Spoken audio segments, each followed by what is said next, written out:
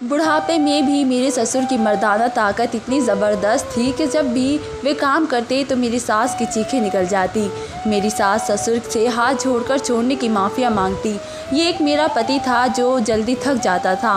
मैं अपने ससुर जैसा मर्द चाहती थी जो मेरी चीख निकाल दे। एक रात मैं ससुर के कमरे में छुप गई। फिर ससुर ने मेरे साथ उस दिन रात के 11 बज रहे थे। मेरा पति कहीं बाहर गया हुआ था। मुझे कमरे में अकेले नींद नहीं आ रही थी क्योंकि एक तो मैं अकेली थी, ऊपर से मेरे दिमाग में मेरे ससुर और सास के अजीब कराने घूम रहे थे। मैंने सोचा चलो ससुर जी के कमरे की तरफ चलकर देखती हूँ, आज भी वो वही सब कर रहे हैं या फिर सो गए हैं। मैं दबे पाँव ससुर जी के कमरे की तरफ आ गई थी। तब मैंने जो सुना तो मुझे यकीन ही नहीं हुआ। मेरे ससुर जी के कमरे से मेरी सास की मदहोश करने वाली सिसकियाँ मुझे साफ साफ सुनाई दे रही थी। मेरी सास मेरे ससुर से कह रही थी कि अब बस भी करो, मैं ये सब कुछ अब ज़्यादा बर्दाश्त नहीं कर सकती हूँ। तुम बूढ़े हो गए हो लेकिन अभी भी तुम ये सब करते हुए थकते नहीं हो। तब मेरा ससुर मुस्कुरा जाता और कहता मैं अभी कहाँ बूढ़ा हुआ है, अभी तो जवान हूँ और सारी रात मैं तुम्हारे साथ ये सब कर सकता हूँ। तुम ही बड़ी जल्दी थक जाती हो। तभी मेरी सास अजीब अजीब सी सिसकियाँ लेती हुई कहती है अब मैं बूढ़ी हो गई हूँ, अब मेरी ये सब करने की उम्र नहीं है। तुम मुझे सारी रात इतना परेशान करते हो जिससे सारा दिन मेरा बदन टूटता रहता है। अब बस भी करो, मुझे बख्श दो, मैं तुम्हारे सामने हाथ जोड़ती हूँ, अब मुझे छोड़ दो। तभी मेरा ससुर कहता है थोड़ी देर और कर लो, फिर बाद में दूसरी पोजीशन में ये सब करते हैं। मेरे ससुर सास की ये सब बातें सुनकर मेरे दिल में कुछ होने लगा था, लेकिन मैं बदनसीब थी क्योंकि मेरा पति शारीरिक रूप से कमज़ोर था। कभी भी वे मुझे सुख नहीं दे पाया जो सुख मेरे ससुर बुढ़ापे में मेरी सास को दिया करते थे, और जिस तरह बुढ़ापे में मेरी ससुर मेरी सास की चीखें निकालते थे। लेकिन जब भी मेरे पति मुझसे प्यार करते थे तब मेरी तो सिसकियों की भी आवाज़ें नहीं निकलती थी। वे जल्दी ही फ्री होकर सो जाती थी और मेरी प्यास बहुत ही अधूरी ही रह जाती थी। मैं वहाँ से यही सब सोचते हुए अपने कमरे में आ गई। बार बार मेरे दिमाग में यही ख्याल आ रहा था कि आखिर मेरे ससुर जी ऐसा क्या खाते हैं जो बुढ़ापे में उनकी मर्दाना ताकत इतनी ज़बरदस्त है कि सांस की चीखें निकल जाती है। मैं ससुर जी की इस राज को जानना चाहती थी, इसलिए मैंने सोच लिया था कि अब की बार किसी तरह मैं रात को इनके कमरे में चली जाऊंगी और छुपकर सास ससुर के ये कारनामे देखूंगी। लेकिन मुझे क्या पता था कि मेरी ही शामत आने वाली थी। तभी अचानक से मेरे कमरे का दरवाज़ा खुलता है और एक अनजान शख्स मेरे कमरे में घुस जाता है और वो मुझे दबोच लेता है। इसने ये सब इतनी जल्दी से किया कि मुझे संभलने का मौका ही नहीं मिला था और फिर वो आदमी मेरे साथ ज़बरदस्ती करने लगा। काफ़ी देर उसने मेरे साथ ज़बरदस्ती की और मेरे साथ ज़बरदस्ती करके मुझे बदहवास हालत में छोड़कर चला गया। रात के अंधेरे में वो मुझे बर्बाद करके जा चुका था। मैं रोती रही और इसी हालत में बिस्तर पर पड़ी रही। कुछ पल बाद मुझे होश आया। मैंने खुद को संभाला और फ़ौरन भागकर बाथरूम में चली आई और खुद को रगड़ रगड़ कर साफ़ करने लगी। पता नहीं वे कौन आदमी था जिसने मेरे अकेलेपन का फ़ायदा उठाया था और जिसका चेहरा मैं देख भी नहीं पाई थी। वो लगातार मुझे इस्तेमाल कर रहा था और काफ़ी देर तक उसने मुझे इस्तेमाल किया था, लेकिन इसके बारे में मैं किसी को कुछ भी नहीं कह सकती थी। काफ़ी देर अपने बदन को साफ़ करने के बाद मैं बाथरूम से बाहर आ गई। 2-3 दिन तो मेरे ऐसे ही गुजर गए थे। आज फिर से मेरे पति काम के सिलसिले में बाहर गए हुए थे और रात को मैं अकेली थी। आज मैंने सोच लिया था कि कुछ भी हो जाए मैं हर हाल में ससुर जी का राज जानकर ही रहूँगी और सास ससुर के कमरे में आने से पहले मैं इनके कमरे में चली गई। काफ़ी देर इंतज़ार करने के बाद मेरे सास ससुर कमरे में आए और फिर मेरे सास ससुर वे सब करने लगे। काफ़ी देर उनको वे सब करते हुए देख रही थी। अब मुझसे रहा नहीं गया तो मैं ससुर जी के सामने आ गई। तब मेरे ससुर ने कहा बहू तुम रहो यहाँ, तुम यहाँ पर क्या कर रही हो? अगर तुम यहाँ आ गई हो तो तुम भी हमारे साथ मिल जाओ और जो हम कर रहे हैं वो तुम भी करो। देखना तुम्हें बहुत ही मज़ा आएगा। तुम्हारी सास बहुत जल्दी थक जाती है, तुम अभी जवान हो और खूबसूरत भी। तुम्हारे साथ ये सब करने में मुझे भी मज़ा आएगा। मैं ससुर जी को मना नहीं कर सकी और फिर मेरे ससुर जी ने मेरे साथ मुझे ससुराल में आए हुए 4-5 दिन हो गए थे और मुझे अपने पति की रोटी का अच्छे से अंदाज़ा हो गया था कि वे क्या खाते हैं पीते हैं। मेरे पति रोज़ाना रात को दूध पीना पसंद करते थे, पर मैं बहुत ही भुलक्कड़ थी, इसलिए अक्सर छोटी छोटी बातों को मैं भूल जाया करती थी। कुछ बातों को तो मेरे सर पर सवार कर लिया गया था और घंटों उनके बारे में सोचती रहती थी। 3-4 दिन में मेरे पति मुझसे इस बात को याद करवा रहे थे कि रोज़ाना रात को मुझे दूध पीने की आदत है, इसलिए तुम बिना कहे रोज़ रात को मेरे लिए दूध का गिलास कमरे में ले आया करो। रोज़ रोज़ तुम्हें दूध के लिए मुझे याद दिलाना ना पड़े। आज फिर मैं इनकी इस बात को भूल गई थी और अब जब वे कमरे में आकर मेरे पास खड़े हुए तो उन्होंने मुझे गुस्से से यही बात पूछी थी कि दूध का गिलास कहाँ है। मैं एकदम से हड़बड़ा गई और फ़ौरन अपनी जगह से उठकर जब किचन में आई तो मेरी सास अपने कमरे में जा चुकी थी। जब मैं दूध का गर्म करके वापस आ रही थी तो ये देखकर मैं सहम गई, क्योंकि मेरे ससुर के कमरे में मेरी सास की मदहोशी कर देने वाली सिसकियों की आवाज़ आ रही थी। अब मेरी सास बार बार एक ही बात कही जा रही थी कि अब बस भी करो, मैं थक गई हूँ, अब मुझ में हिम्मत नहीं है, तुम तो बहुत ही ताकतवर हो मगर मैं कमज़ोर हूँ।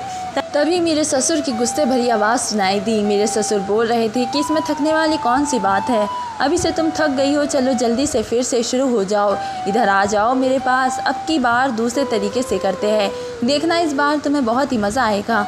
ये सब सुनकर मैं हक्का बक्का होकर अपने कमरे में आ गई थी और जब मैं सोने के लिए लेटी तो मेरे दिमाग में यही बात गूंज रही थी कि मेरे ससुर तो देखने में हड्डी का ढांचा लगते हैं, मगर मैं नहीं जानती थी कि वे इस कदर ताकतवर थे कि इस उम्र में भी उन्होंने मेरी सास की चीखें निकाल रखी थी।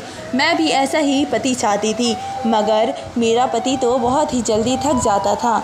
इसी बारे में मैं सोचते सोचते सो गई थी। सुबह जब मेरी आँख खुली तो मेरे सास रोज़ की तरह घर के कामकाज कर रही थी और उनका मिजाज बिल्कुल सिंपल लग रहा था। उन्हें देखकर लगता ही नहीं था कि वे पूरी रात वो सब कर रही थी।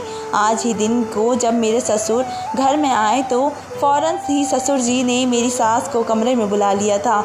मैं अब खाना बना चुकी थी। मैं अपने सास को खाने के लिए बुलाने के लिए उनके कमरे के पास गई तो जैसे ही मैं दरवाजे के पास पहुंची तो ये देखकर मैं हक्का बक्का रह गई कि रात वाला मंजर फिर से मेरी सास इसी बात की तकरार की जा रही थी कि मैं थक गई हूँ, अब बस भी करो और मुझ पर थोड़ा रहम करो, अब इस उम्र में मुझ में हिम्मत नहीं है, बस अब ये कुछ मैं सह नहीं सकती।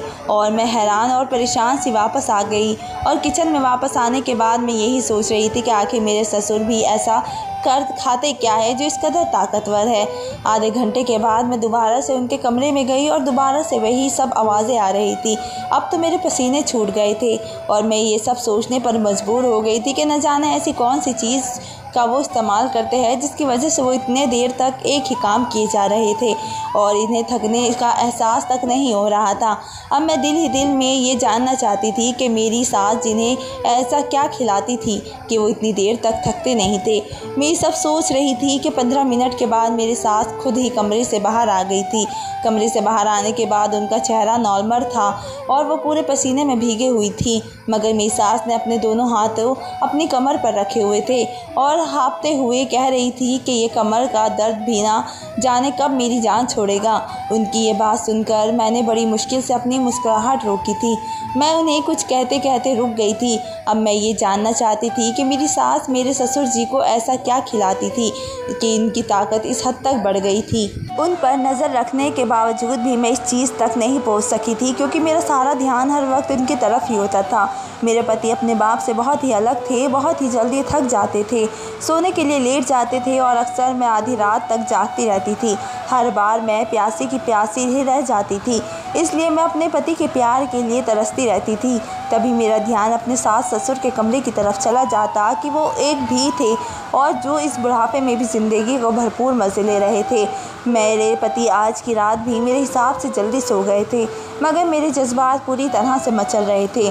मेरी ख्वाहिश अभी भी अधूरी थी। मैं अपने पति की तरफ से उदास होकर सोच रही थी कि काश मेरे पति भी मेरे ससुर की तरह ताकतवर मर्द होते तो आज मैं भी ज़िंदगी के भरपूर तरीके से जी रही होती। तब मेरे जहन में मेरी सास की आवाज़ें आने लगी तो मेरा रूह खिल उठा जब वो ससुर जी को कहती थी कि अब बस कर दो, अब छोड़ भी दो और मैं थक गई हूँ। और ये बात याद आते ही मेरे दिल में सागर में ज़ोर ज़ोर से लहरें उठने लग जाती थी। तभी मेरे दिमाग में ये ख्याल आया कि क्यों ना मैं उनके कमरे में झांक कर देखूं कि वे दोनों ऐसा क्या करते हैं और मेरे ससुर ऐसा क्या खाते हैं जो उनकी ताकत तूफ़ान तक पहुंचती हुई है। और अपनी सास की निगरानी करने पर मुझे कुछ नहीं मिला था।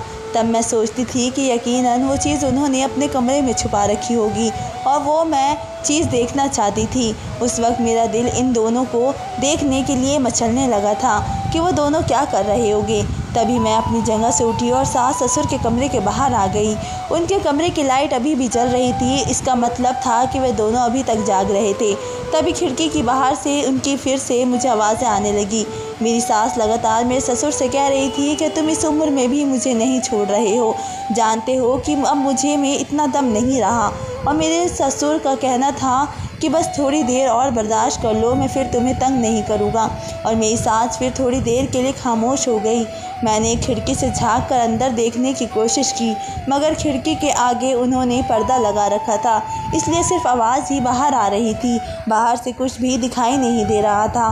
ये देखकर मेरा दिल मायूस हो गया था और मैं बुझे दिल से अपने कमरे में वापस आ गई। जैसे ही मैं अपने बिस्तर पर आकर लेटी तो मेरे पति अजीब से अंदाज में बोले, ये तुम इस वक्त कहाँ से आ रही हो? उनका अंदाज मुझे हैरान कर गया था। मैंने एकदम उन्हें पलट कर देखा। मेरे पति अपनी जगह से उठकर बैठ गए थे और मुझे अजीब सी नज़रों से घूरते हुए बोले, तुम क्या समझ रही थी कि मैं सो रहा हूँ? तुम तो कुछ भी कर लोगी और मुझे पता नहीं चलेगा। उनका अंदाज मुझे हैरान और परेशान कर गया था।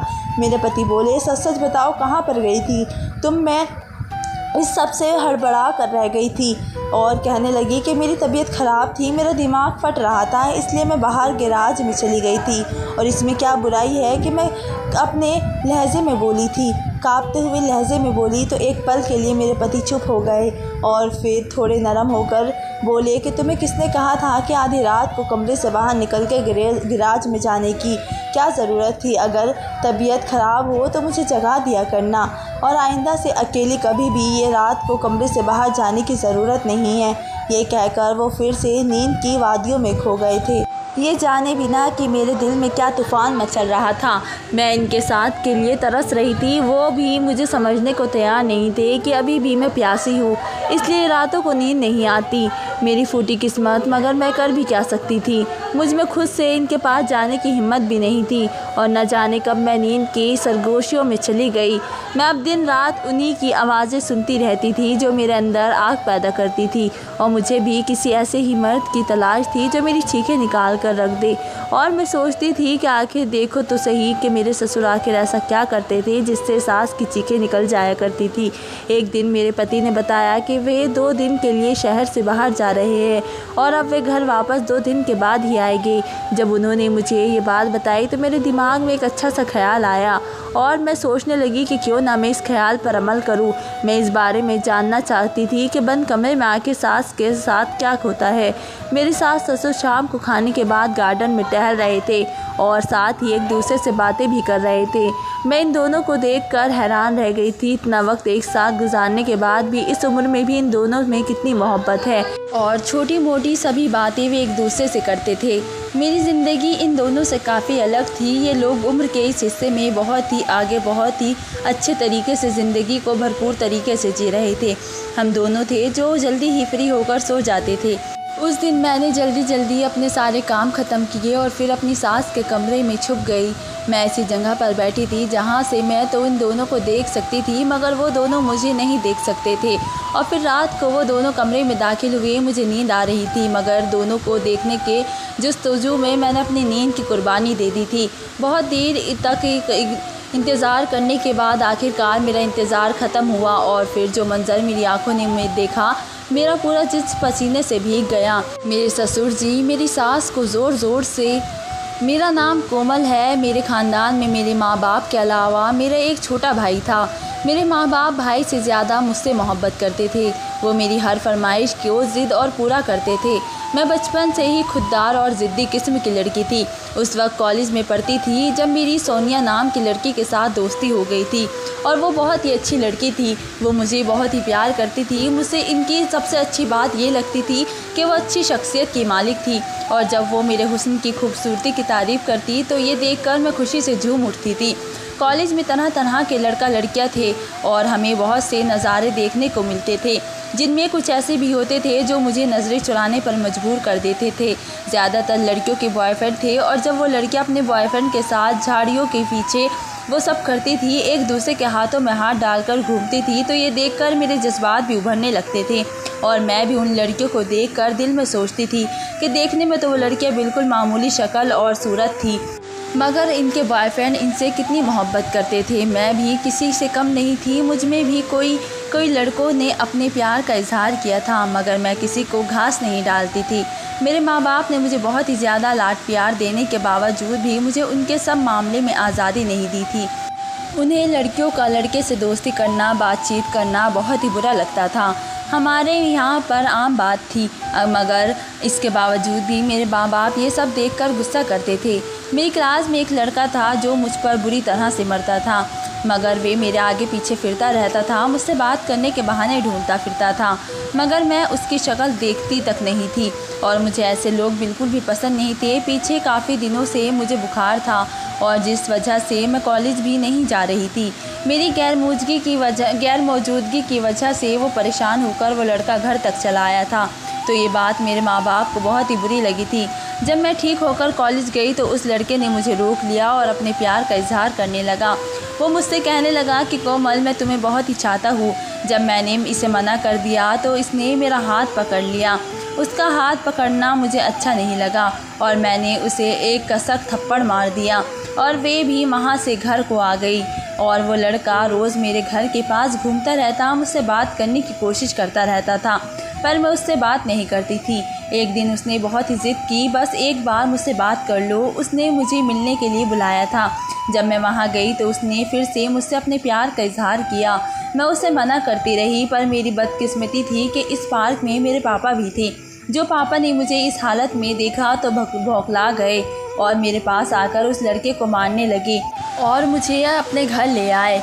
और घर आकर पापा ने मुझे भी 1-2 थप्पड़ मारे थे और मेरी पढ़ाई छुड़वा कर मेरी शादी कर दी। और आज मैं सास के कमरे में राज जानने के लिए छुपी हुई थी और सोच रही थी कि मेरे ससुर अपनी बीवी से प्यार जताते थे और इन्हें खुद खुश कर रखते हैं, जबकि मेरे पति इस हद तक मुझे खुश नहीं कर पाते थे। इसलिए मैं ये राज जानना चाहती थी कि आखिर वे ऐसी कौन सी चीज़ का इस्तेमाल करते थे जिसकी वजह से उनकी ताकत इतनी बढ़ गई थी और सास की चीखें निकल जाती थी। मैं चाहती थी कि मैं भी अपने पति से वही चीज़ इस्तेमाल कर रहा करूं और फिर मेरे पति भी मेरी चीखें निकाल दे। मेरे ससुर किस चीज़ का इस्तेमाल करते थे यही देखने के लिए इस दिन मैं इनके कमरे में छुप गई थी और जो कुछ मैंने देखा था वो मुझे हैरान और परेशान कर गया था। कितनी देर तक मैं बालकनी से इन दोनों को वे सब करते देख रही थी और फिर बेखुदी से आलम में मैं अपनी जगह से उठ खड़ी हुई और फिर इन दोनों के साथ मिलकर वो सब करने लगी थी। पहले तो उन दोनों ने मुझे हैरत की नज़र से देखा। इन्हें यकीन नहीं आ रहा था कि इस वक्त मैं इनके कमरे में कैसे और क्यों मौजूद हूँ। लेकिन वे कहाँ चले गए, जबकि वह आदमी मुझे बर्बाद करके जा चुका था। मैं रोती रही और इसी हालत में बिस्तर पर पड़ी रही। मेरा जिस्म थर थर काँप रहा था। कुछ पल बाद मुझे होश आया तो मैं भागकर बाथरूम में बंद हो गई और ख़ुद को रगड़ रगड़ कर साफ़ करने लगी। न जाने वो कौन सा आदमी था जिसका चेहरा मैं देख नहीं पाई थी और वो लगातार मुझे इस्तेमाल कर रहा था। मैं काफ़ी देर तक अपने बदन को साफ़ करने के बाद बाथरूम से बाहर आ गई। सामने ही मेरे पति परेशानी वाला चेहरा लेकर बैठे हुए थे। मैंने खुद पर जल्दी ही काबू किया और उनके बराबर में बैठकर उनसे पूछने लगी कि आप ठीक तो है, आपके चेहरे पर इतनी परेशानी किस बात की है। मेरा पति कहने लगा, न जाने उसे क्या हो गया है, मुझे समझ ही नहीं आ रहा वो किसकी बात कर रहे थे। रात तक तो वो ठीक था, आज मैं गया तो उसकी हालत अचानक इतनी ज़्यादा ख़राब हो गई कि वे बिल्कुल भी होश में नहीं आ रहा था। ये बात सुनकर मेरे दिमाग में अजीब सा ख्याल आ रहे थे। मेरा पति पहली रात को जब गया था तब उनके दोस्त का एक्सीडेंट हो गया था और आज अचानक उसके दोस्त की तबीयत ख़राब होना, मुझे इन सब चीज़ों के पीछे एक ही आदमी का हाथ लग रहा था और वो वही था जो मेरे पति की गैर मौजूदगी में मेरे पास आता था। मैं बिल्कुल खामोश थी और वे मेरी तरफ देखकर कहने लगा, माँ बाप की याद आ रही है और मैं तुम्हें घर ले चलता हूँ। लेकिन मैंने सर ना हिलाया और आंखें बंद करके अपना सर अपने पति के कंधे पर रख दिया। मेरा दिल बुरी तरह से रो रहा था। मुझे अपने आप पर बहुत ही तरस आ रहा था कि मैं कहाँ फंस गई हूँ। शादी से पहले मेरी ज़िंदगी कितनी अच्छी थी और अब मेरी ज़िंदगी तबाह हो गई थी। काफ़ी दिन हो गए थे मुझे अपने माँ बाप से मिले हुए। मुझे उनकी बहुत ही ज़्यादा याद आती थी, अपने सहेलियों की, अपने घर की, सब कुछ मुझे बहुत ही याद आता था। मुझे अपने पति की बाहों में इतना सुकून मिला जैसे मैं तमाम परेशानियों और से सब चीज़ों से आज़ाद हो चुकी हूँ। अगले दिन मेरे पति घर पर नहीं थे और फिर से मेरा इरादा हुआ कि मैं अपने सास ससुर के कमरे में रात गुजारूँ। शायद मेरी सास को इस बात का अंदाज़ा हो गया था, तभी वे मुझसे गुस्से से कहने लगी कि अगर आज रात तुम हमारे कमरे में आई तो मुझसे बुरा कोई नहीं होगा। मैं अपनी सास को लेकर परेशान हो गई। मैंने कहा, माँ जी आपको आखिर किस बात पर एतराज़ है, जबकि ससुर जी को और मुझे इस बात पर कोई एतराज़ नहीं है, तो आप मुझे ससुर जी के साथ वे काम करने को क्यों रोक रही है। और इसी दौरान मेरे ससुर भी वहाँ पर आ गए और जब हम दोनों की बात करते देखे तो वे हमारे पास आकर खड़े हो गए और सवालिया नज़रों से मेरी तरफ देखने लगे। तब मैंने उन्हें दबे लफ्ज़ों में कहा कि माँ जी रात को आपके कमरे में आने से मना कर रही है। ये सुनते ही मेरे ससुर जी को बहुत ही गुस्सा आया और वे सुर्ख लाल आंखों के साथ सास को देखते हुए बोले कि तुम्हें बहू को मना नहीं करना चाहिए, उसका भी मुझ पर इतना ही हक है जितना कि तुम लोगों का मुझ पर, और तुम उसे मना कर रही हो। जो काम खुद तुम नहीं कर सकती हो तुम इसे तो करने दे सकती हो ना। इसके जाने के बाद मेरी सास कहने लगी, अगर तुम आज हमारे कमरे में आई तो मैं तुम्हारे पति को तुम्हारे खिलाफ़ भड़का दूँगी। ये सुनकर मैं परेशान हो गई। अगर वे मेरे पति को मेरे खिलाफ़ भड़का देगी तो वे मुझ पर गुस्सा करेंगे और उनका गुस्सा बर्दाश्त करना मेरे लिए बहुत ही नामुमकिन था। मुझे अंदाज़ा था कि मेरे पति एक चक्की मिजाज इंसान थे। उनके दिमाग में जब कोई बात आ जाती तो उसका निकलना आसान नहीं होता है। मुझे आज भी बेदिनियाद था जब शुरू के दिनों में मैं एक बार कमरे से बाहर चली गई थी तो वे मुझे किस कदर गुस्से से बोले थे कि उनकी आंखों में शक देखकर मैं बहुत ही काँप गई थी। और अगर मेरी सास ने भी इसने कुछ ऐसा वैसा कह दिया तो मैं तो कुछ भी नहीं कर सकती थी। वो तो अपनी माँ की ही बात सुनेंगे, उन्हें ही वो सच्चा खराब देंगे। कि तभी मैंने सोच लिया कि मैं अपनी सास की बात मानूंगी, उनके साथ मिलकर रहूँगी, उन्हें गुस्सा नहीं दिलाऊंगी, करने की कोशिश ना करूँ। ये कहकर सोचकर मैं खाना खाने के बाद जल्दी ही अपने कमरे में आकर लेट गई। मेरा दिल बहुत ही चाह रहा था कि मैं ससुर के कमरे में जाऊं और उनके साथ वो सब करूं जैसा मैंने कल सुकून हासिल किया था, वैसा ही सुकून मैं आज भी हासिल करना चाहती थी।